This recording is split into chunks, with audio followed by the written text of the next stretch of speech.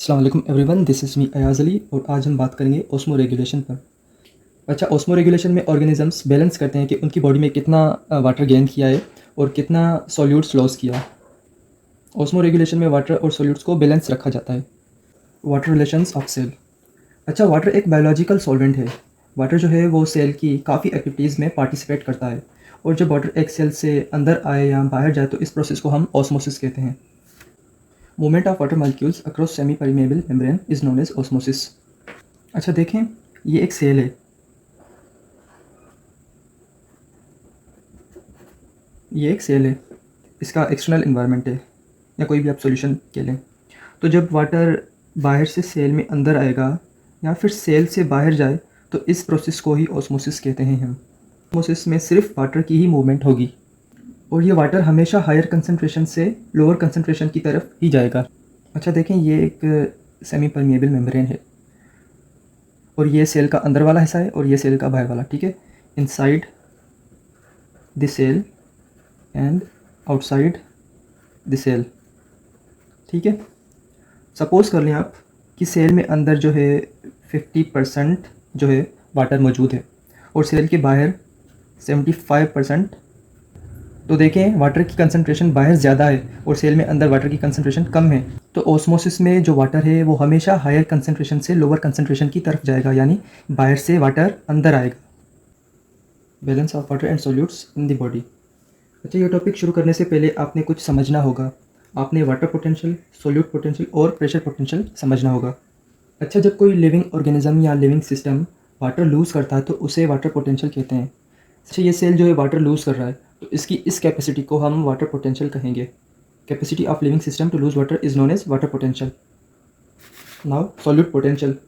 अच्छा, ये water potential का कंपोनेंट है सॉल्यूट मॉलिक्यूल्स की मौजूदगी में, या ऐसे हम कंसनट्रेशन ऑफ सॉल्यूट्स भी कह सकते हैं। हमारे बुक में बताया गया है कि जो प्लांट सेल का वैक्यूल है जिसमें जो सॉल्यूशन है तो उस सॉल्यूशन को हम सॉल्यूट पोटेंशियल कहेंगे।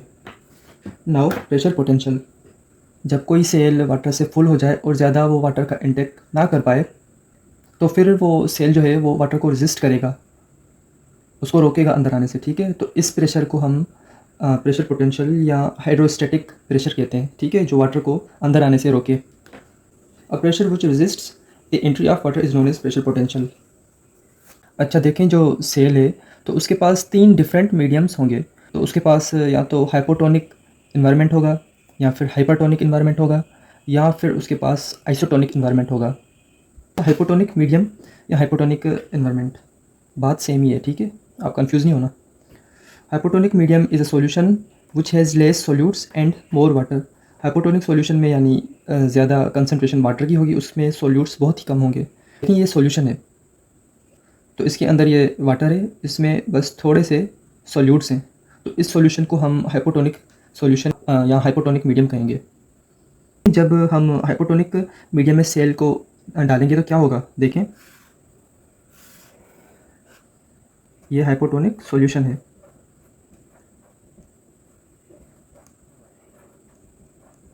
इसमें अंदर ये एक सेल है, ठीक है, ये एक सेल है। तो क्या होगा जब हम किसी सेल को हाइपोटोनिक मीडियम में डालेंगे, देखें, हाइपोटोनिक मीडियम में जो है वो वाटर ज़्यादा होगा, तो क्या होगा, इस सॉल्यूशन से वाटर इस सेल में जाएगा, ठीक है। जब भी हम किसी सेल को हाइपोटोनिक सॉल्यूशन में डालेंगे तो वो सेल जो है वो हमेशा वाटर गेन करेगा।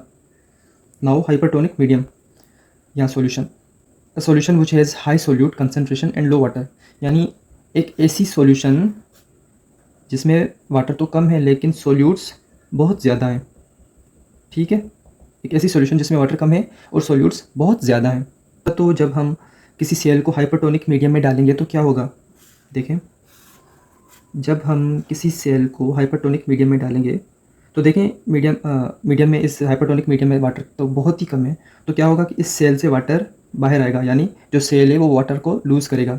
जब भी हम किसी सेल को हाइपरटोनिक सॉल्यूशन में डालेंगे तो जो सेल है वो वाटर हमेशा लूज़ करेगा। Isotonic medium, a solution which has the same concentration of solutes on both sides, यानी जितने सॉल्यूट्स अंदर होंगे वो उतने ही इस उसके इन्वायरमेंट में होंगे, ठीक है। तो ये आइसोटोनिक होगा, सेम होगा, उसके पास सेम कंसंट्रेशन ऑफ वाटर होगी, यानी जितना पानी अंदर होगा उतना ही बाहर होगा। जितने सोल्यूट्स अंदर होंगे उतने ही सोल्यूट्स बाहर होंगे उसके। तो इसी सॉल्यूशन को, इस मीडियम को हम आइसोटोनिक मीडियम कहेंगे। अच्छा, तो जब हम किसी सेल को आइसोटोनिक मीडियम में डालेंगे तो क्या होगा? देखें, जब भी हम किसी सेल को आइसोटोनिक मीडियम में डालेंगे ना, तो सेल जो है जितना वाटर लूज़ करेगा उतना ही वाटर गेन करेगा, ठीक है। क्योंकि इस सेल के पास और इस मीडियम में जो कंसंट्रेशन ऑफ सॉल्यूट्स है वो सेम है, इसीलिए यहाँ पर इक्विलिब्रियम इस्टेब्लिश हो जाएगी। मैं आपको फिर से समझा दूँ कि जब भी हम किसी सेल को आइसोटोनिक मीडियम में डालेंगे तो वो सेल जितना वाटर लूज़ करेगा उतना ही वाटर गेन करेगा। अच्छा, एनिमल सेल और प्लांट सेल को जब इन सॉल्यूशंस में डाला जाएगा तो क्या होगा? जब एनिमल सेल इस हाइपोटोनिक सॉल्यूशन में डाला जाएगा तो ये होगा कि जो सॉल्यूशन है उससे वाटर जो है इस सेल में अंदर आएगा, यानी जो सेल है ये वाटर को गेन करेगा।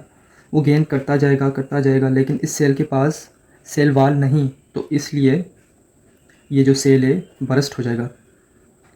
एनिमल सेल को जब हाइपोटोनिक सॉल्यूशन में रखा जाएगा तो ये जो एनिमल सेल है वो वाटर को गेन करेगा, लेकिन इसके पास सेल वाल मौजूद नहीं, जिसकी वजह से जो एनिमल सेल है वो बरस्ट हो जाएगा, फट जाएगा जब इसको हाइपोटोनिक सॉल्यूशन में रखेंगे। प्लांट सेल को हाइपोटोनिक सॉल्यूशन में रखेंगे तो ये प्लांट सेल भी वाटर को गेन करेगा, ठीक है, इस सेल में अंदर आएगा वाटर, लेकिन ये प्लांट सेल जो है वो बर्स्ट नहीं होगा। क्यों नहीं होगा? Just because of this cell wall. इस सेल वाल की वजह से प्लांट सेल फटेगा नहीं, ठीक है, बट वो टर्जेट हो जाएगा।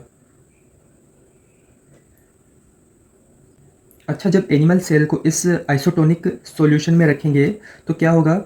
ये सेल वाटर को लूज़ भी करेगा और वाटर को गेन भी करेगा, यानी ये जो सेल है वो नॉर्मल ही रहेगा, इसको कुछ नहीं होगा, इसी स्टेट में रहेगा।